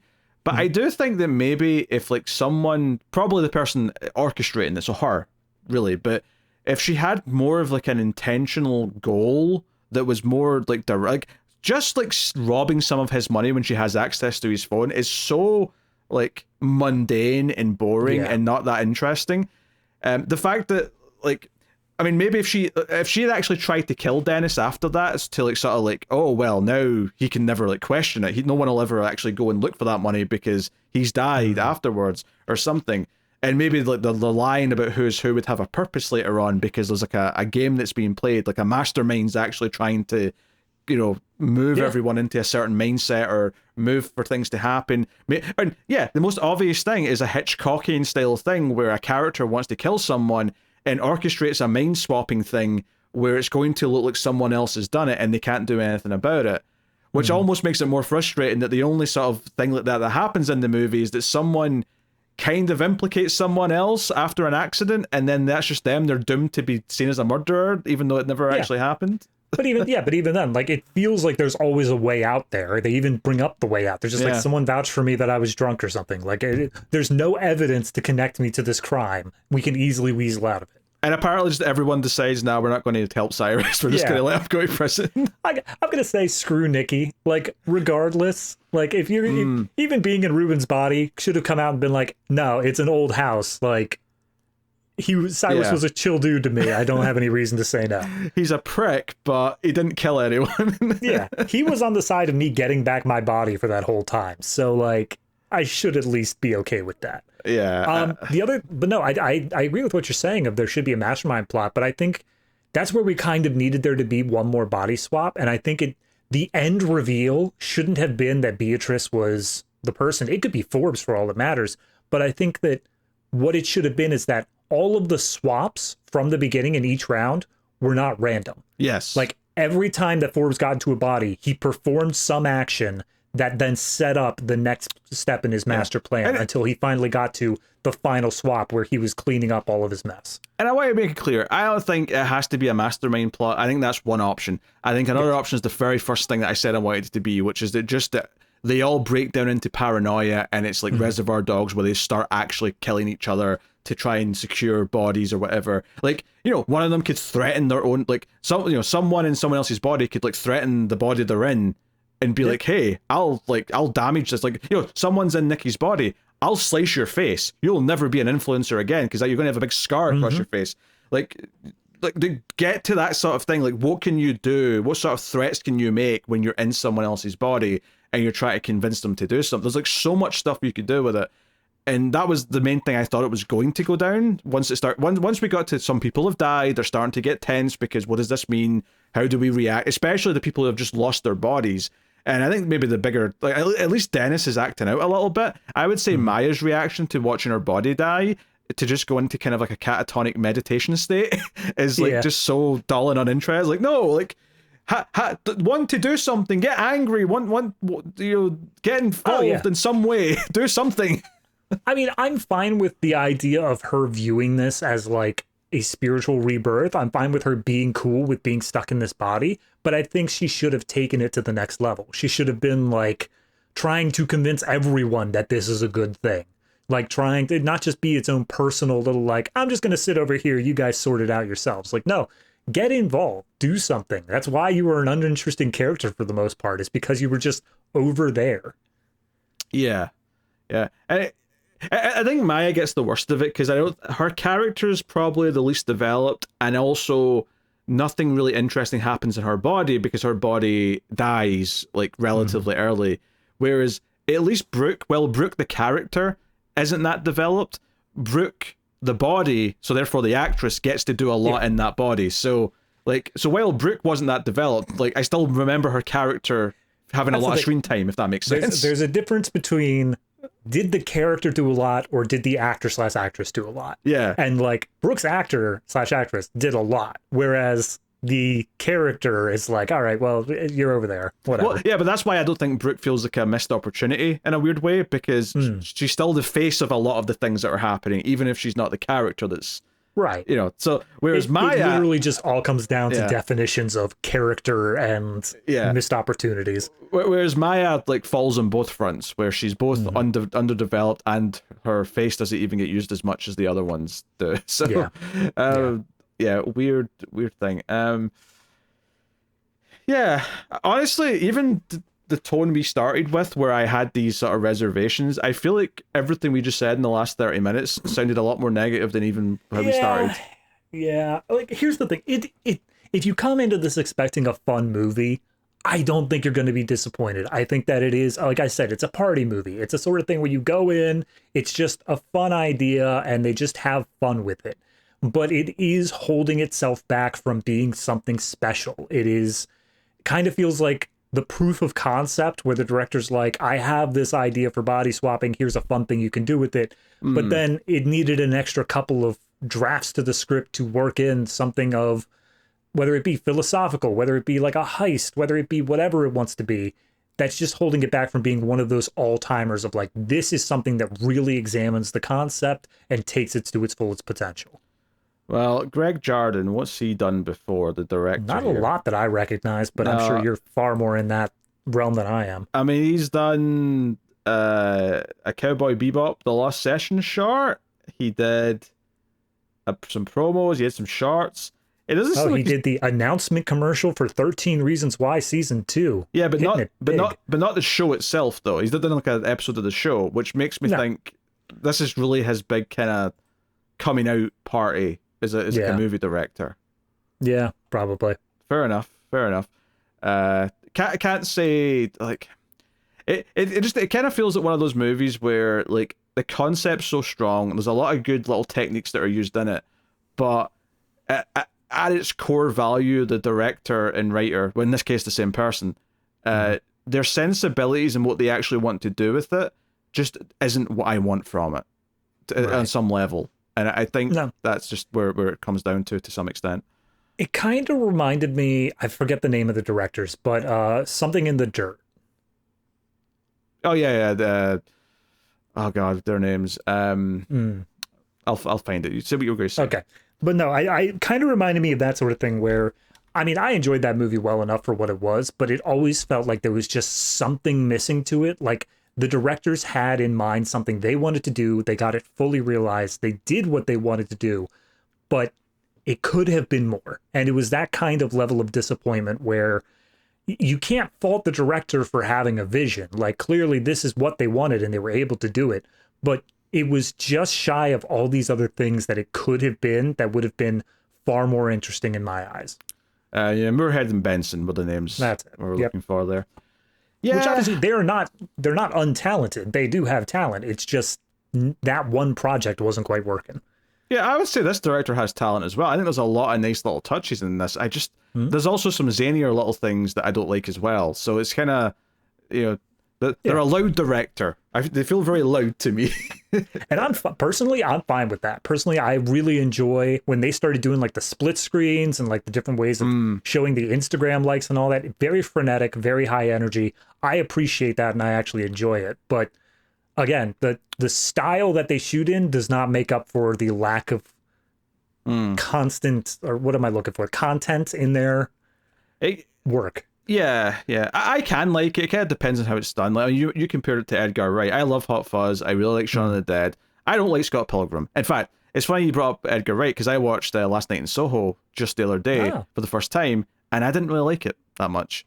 Okay. I thought the direction was good, but I did not like where the story went. But sometimes, depending on how you use those flashier techniques, like if the core content's not landing with me, it can feel like a hollow thing on top trying to make it, better than it is. Like, hey, look at how flashy and stylish it is, and whatever. Right. Right. And I can appreciate that in the right sort of context. And sometimes it is just a taste. Like, sometimes a certain style can elevate a movie for me, but sometimes a certain style only works if the underlying, like, the meat of it is actually at the level of quality it needs to be. If it isn't, then I'll see the flashiness on top as kind of like try to polish a turd, which is a harsh phrase for this movie because it's not a turd, but just for a simple expression to use. The flashiness on top is always going to be a neon sign that draws your attention to whatever is underneath it. It's always going to be able to bring your attention to those things. Hopefully that is something good, but it isn't always. Yeah. I think the premise is great. I wanted to love it. I think there was so much potential, but it was merely... I mean, it was a relatively pleasant watch, but ultimately was merely decent instead of like the greatness that it could have been, is kind of where I'm landing on it. Yeah, I get that. I would pretty much agree wholesale with that. I think I might be slightly more positive than you, but we'll see what happens as the score comes out. Well, you're young enough to reference Freaky Friday as your body swap movie, so you... What would you use? I want to know what your body swap movie is.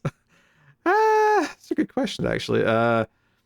I guess, like, because it's like an adult and a kid, I guess I think a Big, even though technically he's not swapping with someone else. Okay. But I guess that's what my mind goes to first. There is one with I can't remember the name of it though. There was one with Judge Reinhold. It was basically just Freaky Friday before Freaky Friday. I'm not sure. Judge Reinhold body swap movie. What was that called? Vice Versa. Santa Claus. Shut up. Yeah, Vice Versa. It was him and Fred Savage. So okay. Yeah. I've literally never heard of that one. So yeah, 1988, which is before I was born, admittedly, but I remember that existing. Oh well, yeah. But it's not like the movies just disappear afterwards. Yeah, but I remember when Freaky Friday came out, I said, "Oh, it's like that Judge Reinhold movie." That was the thought I had as a preteen or whatever age I was when that came out. I know people are going to call out on this. I am going to say it's not the one I'm talking about. I am talking about the 2003 one, but there was a 1976 one of Freaky Friday as well. Okay, no, I think I was vaguely aware that there was an original, but I know for a fact that you were not referencing that one. Correct. That's why I'm giving you that credit, but I'm acknowledging the fact that this did exist before either of those. And also, anyone who brings up Freaky Friday is not referencing that unless they're at least 60 years old. Yeah. So that's fair. All right. What was your scene of the movie, David? So I think I'm just gonna go with where I felt was the pivot point of the movie, because it's where I had the most hope for what was going to come up next. So it's the sequence, it's jumping between the multiple sequences of Shelby and Cyrus in whoever's bodies having like their argument and then making out and doing whatever, intercut with Ruben and Brooke, that's it, also having sex and making out, and then just leading right up to them falling off the building and dying. Like, everything up to there, it was high tension, and then the moment they hit the ground, you think, okay, this is where we're going to start getting everything that I want this movie to be. And that moment of hope I had was just enough for me to be like, yes, great. Yeah, I mean, the aftermath of the murder or the death being is definitely a moment that I would point out. I think from a character perspective, I did kind of maybe lean towards, okay, once Shelby's actually starting to think, oh, I could stay in Nikki's body, and the conflict, because again, that was a moment of hope for me where I thought, oh, this is where it's going to like lead down that darker path of them getting paranoid, and it just never felt like Nikki was really fighting for her body, in like a really like severe way, like how violent and like dark can they get trying to like fight over like who gets the hot body kind of thing. Like I never quite get into that sort of, again, more cerebral side of it that I wanted to, but I'd say that was another moment of hope for me, so I'll pick that. Okay. MVP of the movie? Bro, I don't know how to define this. What are we doing here? Character? Actor? I mean, honestly, that's always a question though. Like, I think every single movie you could pick either a character or specifically the actor.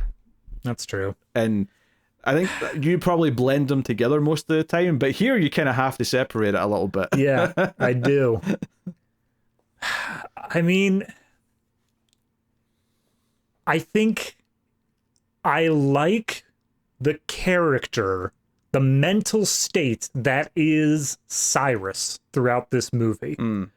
Because, like you said, at the beginning of the movie, he's so unlikable, and we get to spend time with him. We get to see his side of things a little bit, and it's not ever making him more likable, but at the very least, you can see this shift in his character. I think what I like most, though, is getting to know him and his little quirks and personality bits throughout the movie.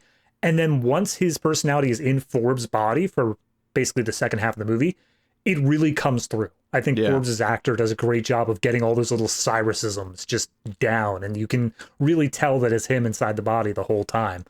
So overall, I think I would just say Cyrus as like a general character is the most interesting in this movie for me. Do you think that's part of the problem with the ending, though, is that we actually spend more time with his mindset than we do with hers? So we end up not sympathizing per se, but at least recognizing that he is trying to solve what's going on, and because he doesn't deserve to go to prison for things, we at least can root for him solving that part, that he doesn't have to like face those consequences because he doesn't actually deserve those. Yeah, it kind of reminds me of a comic that I read recently. I can't remember which one, but there was a whole, world-ending plot thing going on.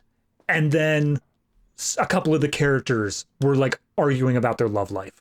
And I was like, clearly there's a bigger issue to be solved here. Like, clearly that should be the thing that gets the focus. And it feels like that's what Cyrus is trying to do right now. But then Shelby's just like, but like, should I just stay in this hot body because you don't want me otherwise? It's like, can we please talk about this when you're back in your normal body? Yeah. So, yeah, I think there is just a little bit of a level of, you get where Cyrus is coming from, because he's even willing to go back to a body that's wanted by the police at that point. He just knows that the current situation is untenable as it is. Yeah, yeah. And he's at least admitting that he's got a problem in his relationship at that point. I mean, he's not quite defining it, but he knows something's wrong, and he's willing to talk about it at the very least, I guess. Yeah, he's willing to show his gangbang tab to her. I think I'm going to pivot slightly and say David Thompson, who plays Forbes the body, I'm going to say he's the MVP. I'm going to pick an actor rather than a character here, because I think it actually makes more sense in this instance, because he plays like 4 characters over the course of the movie, and he makes it relatively clear who he is with each time, particularly when he's Cyrus. But so we overlap in our MVP for half the movie, but in totally different ways. Yes, but I'm not picking because Cyrus is still an asshole. Like, I'm not. Yeah, no, that's fair. So I'm going to go with that.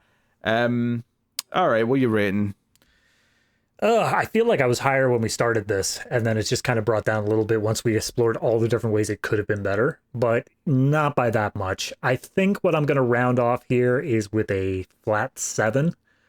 I probably would have given it a 7.5 going into this, but once we really explored all the different ways that it could have been something more and how close it was in a bunch of different aspects, it kind of just feels a bit more disappointing to me. And as much as I love the flair for it, it's still, from a critique point of view, just not quite up to a level of 8 for me, which is something I wanted going into this, but ultimately just couldn't get. So I mean, you always kind of want that, right? You always want an 8 or up, really. Yeah, but there's certain movies you go into and you just know it's not going to get there. True, yeah, you've got a ceiling. Yeah, I mean, I'm kind of similar, honestly, in the sense that I started at a score in mind and it's went down since we started talking about it, because the more I've talked about it and the more I've thought about it, the more I've realized that it's kind of like not lived up to a lot of potential. Not even just one potential, like several avenues of potential that it could have went down and it didn't take. So I was probably starting at around a 7, and I think I have went down. I want to go flat 6. I think I do. That's up to you, buddy. I think I'm at the flat 6. I think it's almost like it has the ideas to be more, but by the end it was still just a Netflix movie. Yeah. And that's the sadness. That's the sad part of it. Netflix strikes again, you son of a bitches. Oh, God. And I'm not going to spend time talking about it again, but their 1080p streaming quality is absolute trash. I'm just going to say it once here at the end. All right. That'll be it. But sounds good. All right, there you go. That's It's What's Inside. Potential, but not a bad watch, but didn't live up to what it could be. So that is our discussion of that. David's got his homework movie in a second, but just before he talks about that, I will just say that if you do enjoy the show and you want to support it and help keep it coming, you can do that over at patreon.com/MailFuzzTV or via YouTube membership if that's more your thing. But you get bonus content on there. Two things I'll point out, which are specifically me and David. You get Criterion Cut once a month, which is where we review a movie from the Criterion Collection. We do Kurosawa movies, Ingmar Bergman movies. We do the pretentious shit, and it's a good time. And the opposite end of the spectrum, $5 tier and up, you get extra reels where we do some of the worst things ever made. That's where we do Neil Breen. That's where we do Uwe Boll. Or well, we've not done any yet. I was going to say we haven't. Please don't do that. There's one on the schedule, so it's happening. Oh no, is there? I haven't noticed it. Future. I think it's early next year. There's an Uwe Boll movie planned, but great. Yeah, get in for that. But we've done Jim Carrey. Yeah, sometimes they're fun bad movies, but sometimes they're torture.